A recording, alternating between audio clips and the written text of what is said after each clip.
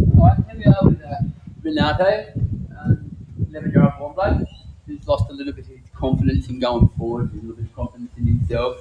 I'll let Yvette tell you about her story with him and how come they've come to see us.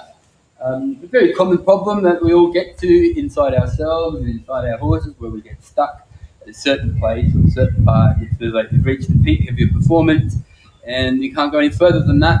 And then sometimes when you get there, sometimes we start to regress backwards to actually, as I was talking before about putting things when we were once younger in a can-do box, and then slowly some things end up in the can't-do box where we're like, oh, well, I remember I could do this, and now I don't feel confident to do this, and I don't feel confident to do that. And then sometimes we get to the stage where our horses get in that fit in that same box too, because we're in it as well. So what we're going to do with him today is just going to go through a bunch of exercises. I mean, I do 7-set exercises, and the most important exercise that both the human and the horse are going to have together is having a cool, calm, supple, relaxed mind at all times. Because the opposite to cool, calm, supple, and relaxed is nervous, frightened, anxious, confused, frustrated, or angry. And we see that sometimes in ourselves or in our horse's behaviour as well. And sometimes, that's not a nice place to feel. Frightened, confused, anxious, nervous, frustrated, things like that. Sometimes to get to that cool, calm, supple, relaxed place, sometimes we've got to go through fear and anxiety and tension and maybe a little bit of frustration when things don't work. But we're going through these few little exercises. So I'm going to start with exercise 1, just being able to lead the horse into an environment like this and have it feel relaxed. So if the horse was tense or he was uptight, or you could feel that he had anxious, nervous energy, the hardest thing not to do is feed into it by telling him, whoa, whoa, whoa, it's okay. You've actually got to let it be how it is.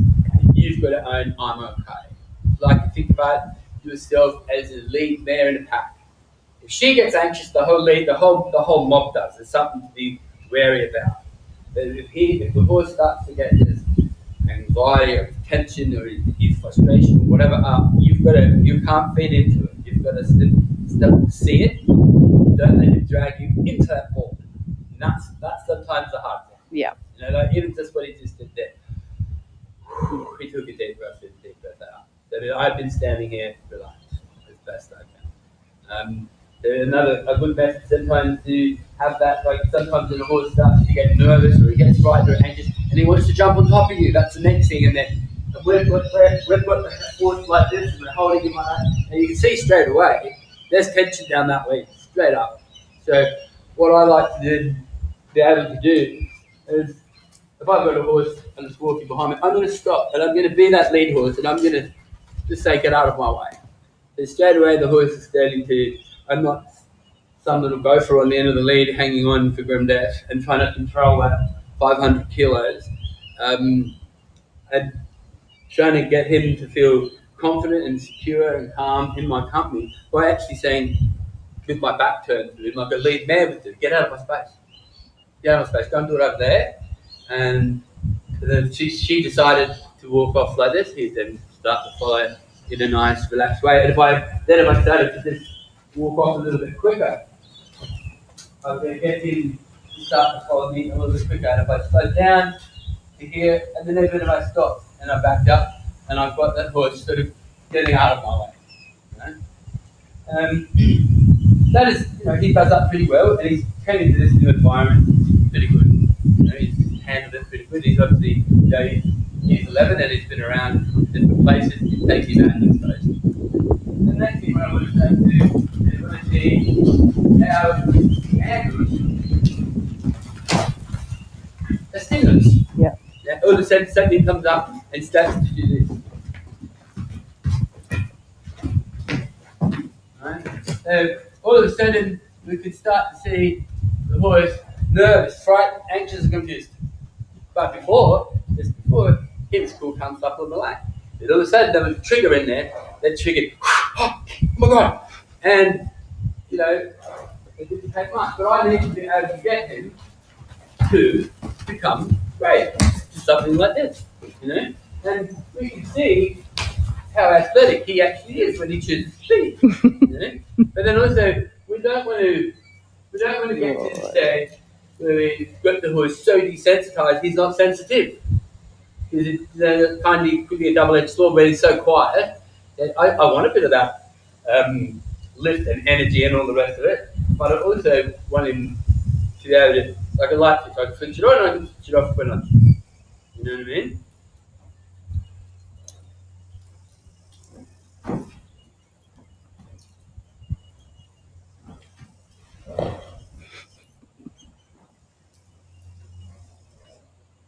And you'll notice that then I really got that little fright. I didn't go in and try and rescue it. Yeah. I didn't go, whoa, it's okay.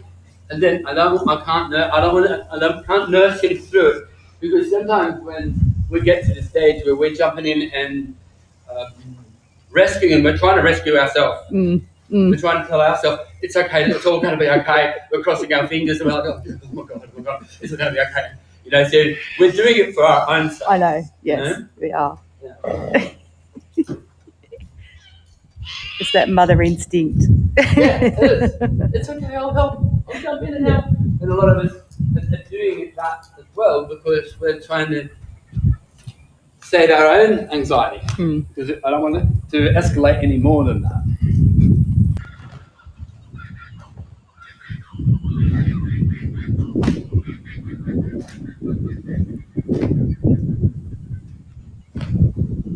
Good, and he's coping nicely. Yeah. Emotion, we just saw it. We go, oh, there's something wrong. Now, sometimes we get to the stage where this is probably more dangerous or more unpredictable, and the horse starts to get internal with their emotion. Yeah. When they're standing there going, it's okay, I'm alright, I'm okay. But sometimes when we see external emotion, we see it and it looks like, oh my god, what the horse is doing. At least that horse is going, hi, this is what I do, this is how I'm thinking. Rather than the one that's sitting still going, I'll be okay, it'll be alright. But just stand still and don't do anything about it. Then that's the one that unpredictability can come into. So the next thing what I'm going to do is just a little flag here. I just want to get it, move it on, a little bit of tap, and just and then so he's forward.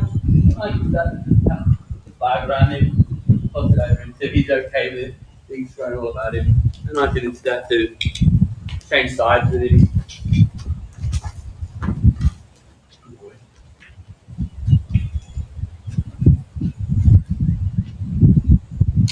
Do you see the licking and chewing as a positive sign as well? Yeah. Yeah, cool. It's no different to us. Like, if we're nervous, fright, anxious, and tense, we're not like this. Yeah. So if we're a bit anxious or a bit tense, we'd be standing here like that.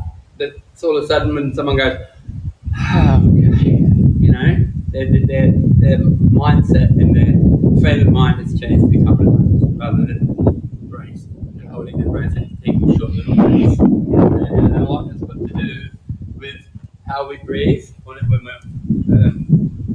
working our horses on the ground or how we're working them under saddle, because our breath is also part of our relaxation. So when we are in a good frame of mind, we're breathing nice and relaxed. If we're tense or anxious, we won't be breathing in a relaxed manner. A lot of it is what you do with your mindset and how you are able to breathe through a situation. Yeah.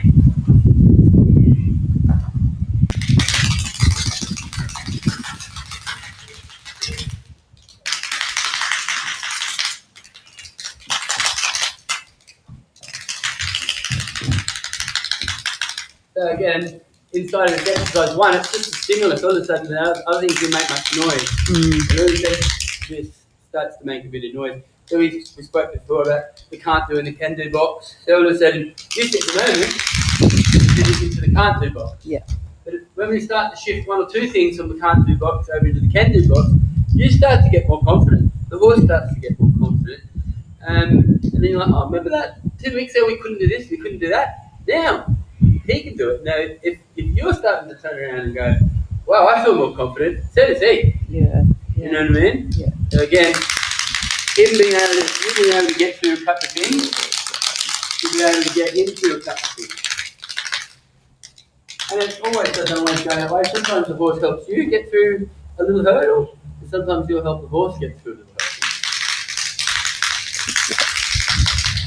And sometimes you come to see somebody like myself that'll help you get through a little hurdle. As I said before, I've had plenty of people help me get through lots of hurdles. You know, we've got to fall back onto somebody or something. So we can see already how that's changed. Yeah. And credit to him, because all of a sudden we've taken him off the float here, and he's been in here, for 10, 15, 20 minutes, and I've gone, ah! Yeah. And he's like, oh, I can't cope with you. And if they can cope with me, they should be able to cope with anything. But you don't have the anxiety that other. I need to check myself, check the horse, and this is why I do this system of groundwork to make sure I'm getting on a horse that feels confident in himself. Yeah. You know, there's no blurry ground of I'll just cross my fingers and hope for the best in here.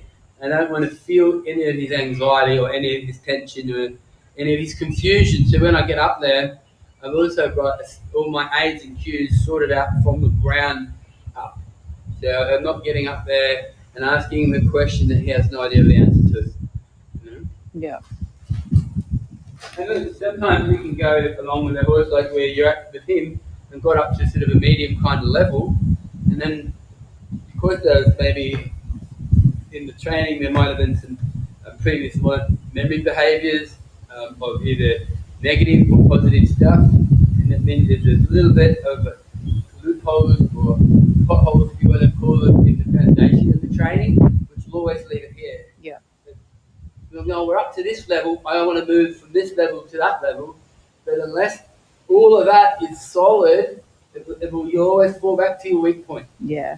Somewhere in that, from being at the start of his being started to where you're at now, if you're stuck here and it's not getting any better, we need to go right back and clean it up all the way from the start. This is how I'd start a normal horse. Right from the start and clean it up, and I'll go, here's a little bit of issue here, here's another one here, here's another one here, and then all of a sudden where you were stuck at, you leapfrog up to here and you go, remember that's right, but we did all this back here, what am I doing all this stuff here that he had done at 2 and 3 and 4? Now he's 11, he should be doing this. But no, let's go back and have a little play through a system of groundwork, and let's get our, sometimes we might have to leave the rigid part out a bit and come back and play with little things on the ground. You know, he goes, there's that little bit of, like, retying your shoelaces back up a little bit. Getting him back to the stage where he's confident in everything and in you and all the aids and cues that we're going to put him on the saddle. And then when he feels like that, you feel like that, you feel like that, he feels like that, then you've leapfrogged that little part, you know? Yeah.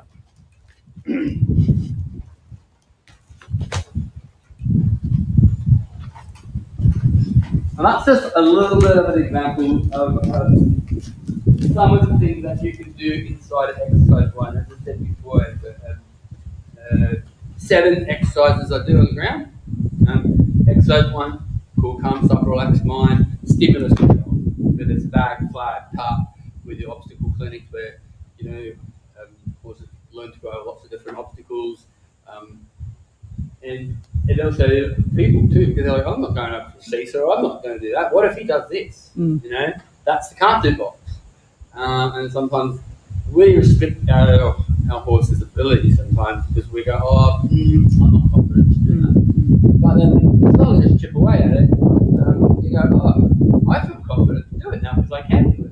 The can't do and the can do box. So anyway, let's have a little talk about the things that I'll be talking about. We've got the horse as a whole. So we've got his head, neck, shoulder, barrel, and head. I break it down into zones. So if I had a saddle on the horse here, it'd probably end about here, eh?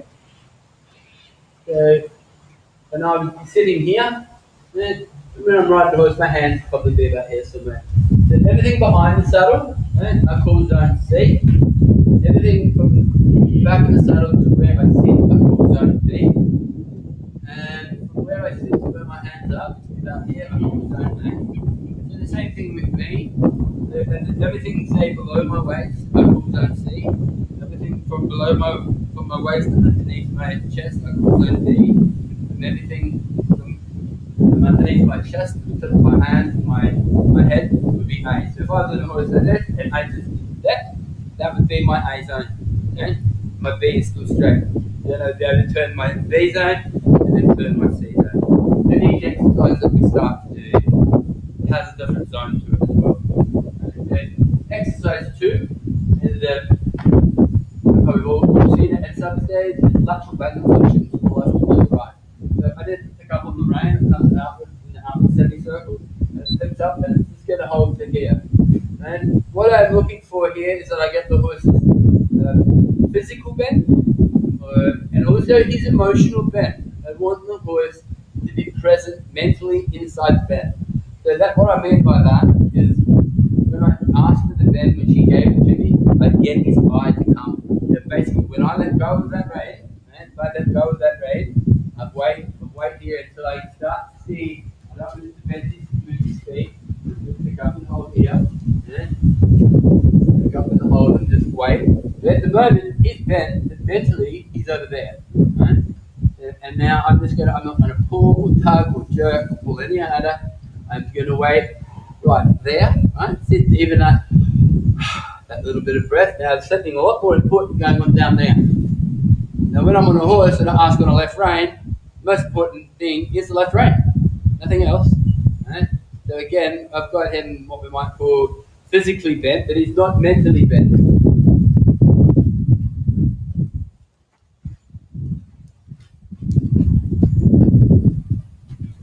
And now he's starting to move his feet.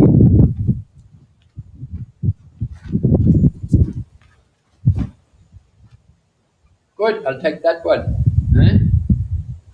I'm going to pick up and ask again, and it's going to pick up and hold.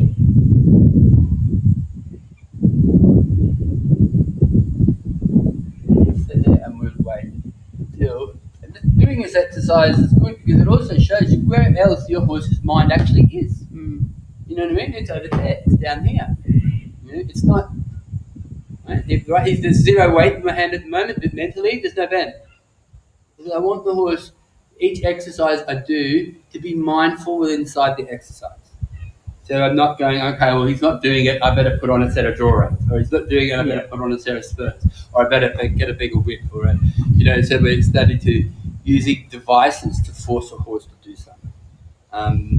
I don't mind using device when they're ready to be used, but I want the horse to be mentally present and in the room when I do each exercise. Right? Even at the moment there now, right? Zero weight on the rein, right? But again, I'm getting the feet. All I want is the nose. And I'll just stand one hand up on the wither, so if he does move, I'll be able to go with him.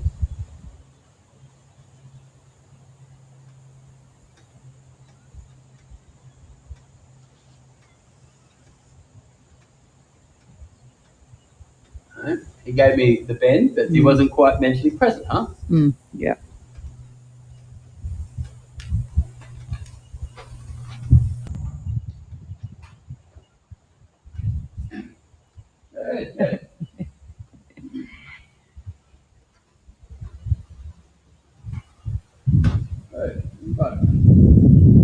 It's pretty good. It's not too bad. It's actually pretty good. But this is where like coming back and making sure I've got all these exercises so they're not 60% wrong. Yeah. They are 100% wrong. Yeah. And each exercise I won't go into the next exercise unless the first one is right.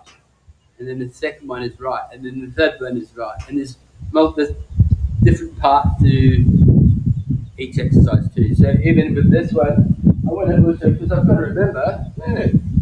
remember that I've got walk, I've got trot, and I've got canter. I have different speeds of the pull, and they all need to feel exactly the same. So at the moment, I'm just going at a walking pace, eh? And that was nice. You see, as soon as I touched that rein, the eye came with the rein. Yeah. Not just about the nose. So this time I'm going to pick it up to the slide, and I'm going to bring it up a little bit faster. And that's what I want. So I wanted to get to the stage where I would think about if I was trotting. The turn would have to be a little bit quicker, wouldn't it? Yeah. Good. And I want to get to the stage where I can come up here and go, hey, if I had to pull on it and get a can out, right? He's zero weight in that rein, mentally, not quite there.